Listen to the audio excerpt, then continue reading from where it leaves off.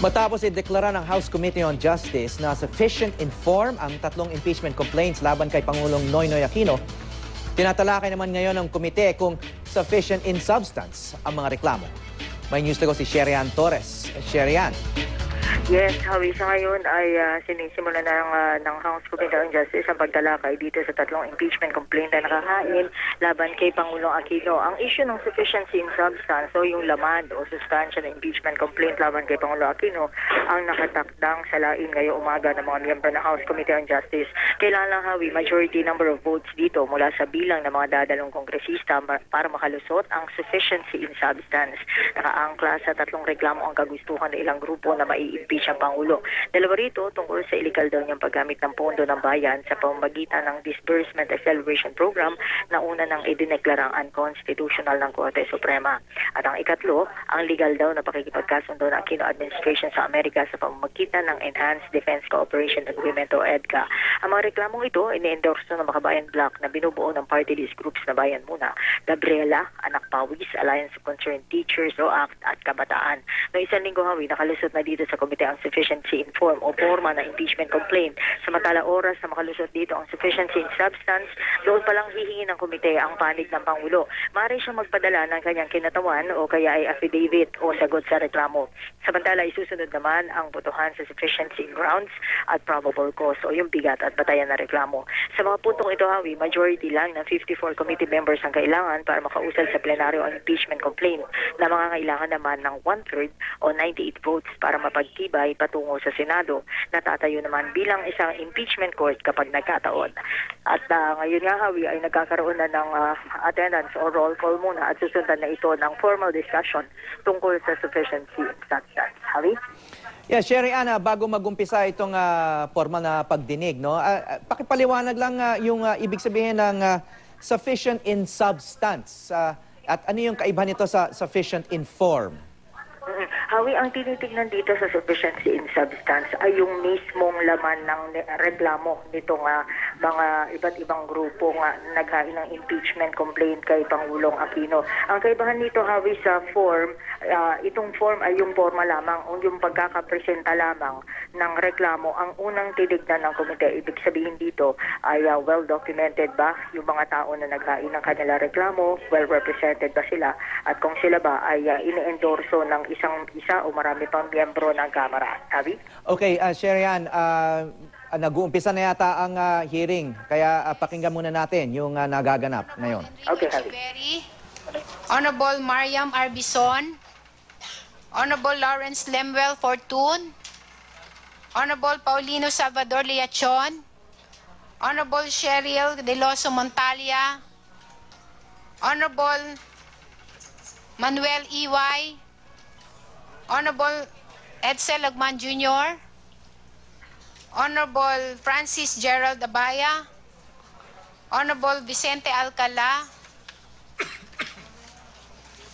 Honorable Arcadio Goreseta, Honorable Regina Reyes, Honorable Rufus Rodriguez, Honorable Mercedes Alvarez, Honorable Arthur Yap, Honorable Marlene Premicias Agabas, Honorable Ferdinand Hernandez, Honorable Xavier Jesus de la Fuente, Honorable Elpidio Barsaga Jr., Honorable Emil Ong, Honorable Freddy Neil Castro, Honorable Henry Uwaminal, Honorable Pablo Nava, Honorable Nicasio Aliping Jr., Honorable Sharon Garin, Honorable Rodel Batocabe, Honorable Emeline Aglipay, Honorable Victoria Isabel Noel, Honorable Samuel Pagdilaw, Honorable Rene Relampagos, Honorable Isolito Manalo, Honorable Jerry P. Triañas, Honorable Ibarra Gutierrez, Honorable Silvestre Bello, Honorable Bella Flor Angara Castillo, Honorable Carlos Isagani Sarate, Honorable Ben Evardone, Honorable Henedina Abad, Honorable Georgie de Agabao, Honorable Sergio Apostol, Honorable Pangalian Balindong, Honorable Carlos Padilla, Honorable Roberto Puno, Honorable Neptali Gonzalez II, Honorable George Bolet Banal, Honorable Franz Alvarez, Honorable Magtanggol Gunigundo I, Honorable Joseph Ace Dorano, Honorable Arthur Defensor Jr., Honorable Sherwin Tugna, Honorable Francisco Emmanuel Ortega, Honorable Juan Pablo Bondok, Honorable Eliandro Jesus Madrona, Honorable Ronaldo Zamora, Honorable Nery Colmenares, Honorable Carol Jane Lopez, Honorable Sylvester Bello III, Honorable T, Honorable Lino Cayetano. 44. 44.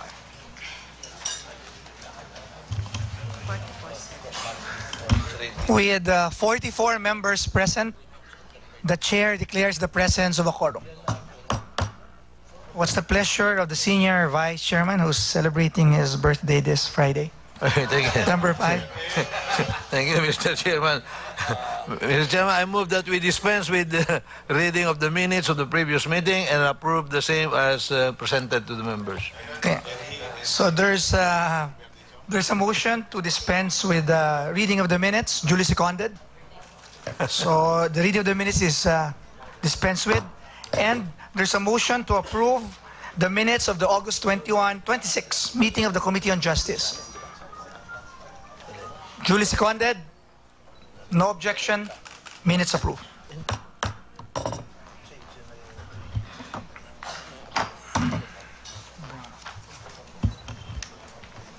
Okay, magandang umaga sa lahat.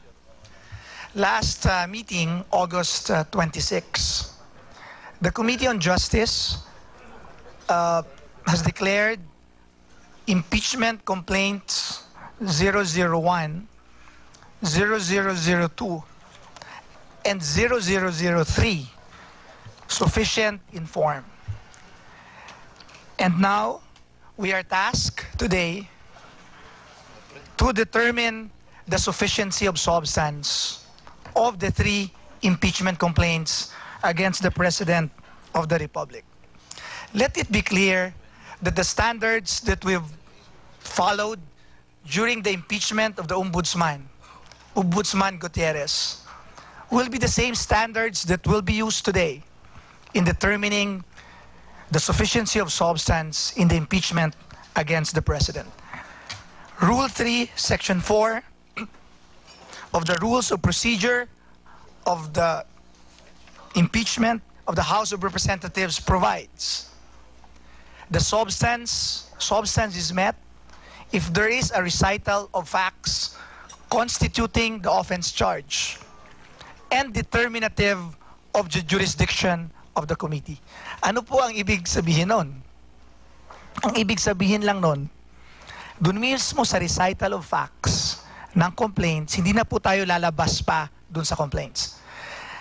Recital of facts, ibig sabihin yung mga allegations doon, pero recital of facts lang tayo, minus the innuendos, minus the conclusions, minus the conjectures. We just stick on the recital of facts, and based on the recital of facts, we will relate it. Is there a culpable violation of the Constitution committed by the President? Is there betrayal of public trust committed by the President? Is there graft and corruption committed? Yun lang po ang ibig sabihin nun ng sufficiency in substance. And the standards that we used in 2010